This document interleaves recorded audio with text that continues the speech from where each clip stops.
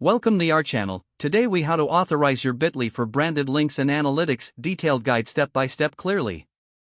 To authorize your Bitly account for branded links and analytics, begin by logging into your Bitly account on the website.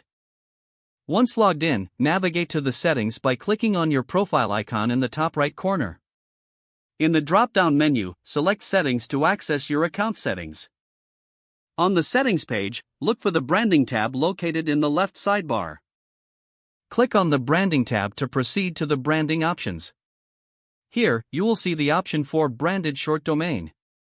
Click on the Add a Domain button to start the authorization process.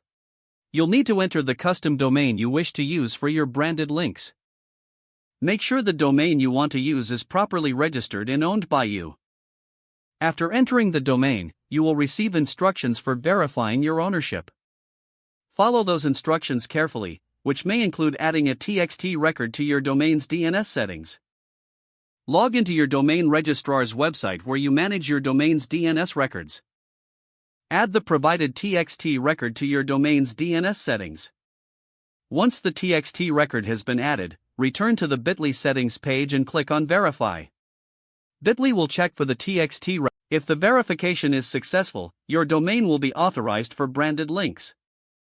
Next, you may want to configure your link settings for the branded domain.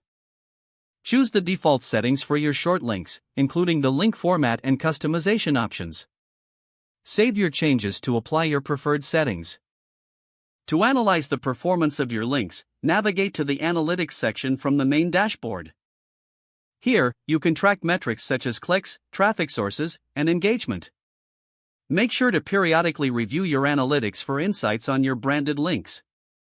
This concludes the authorization of your Bitly account for branded links and analytics. If the page does not load, refresh the browser or try again in a private or incognito window. Make sure you are using the correct email address, then retype it carefully to avoid small typos. If your password is not accepted, use the reset option and create a new strong password you can remember.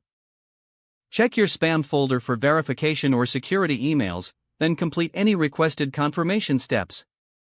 Enable two-factor authentication if available to improve account security and reduce unauthorized access risk.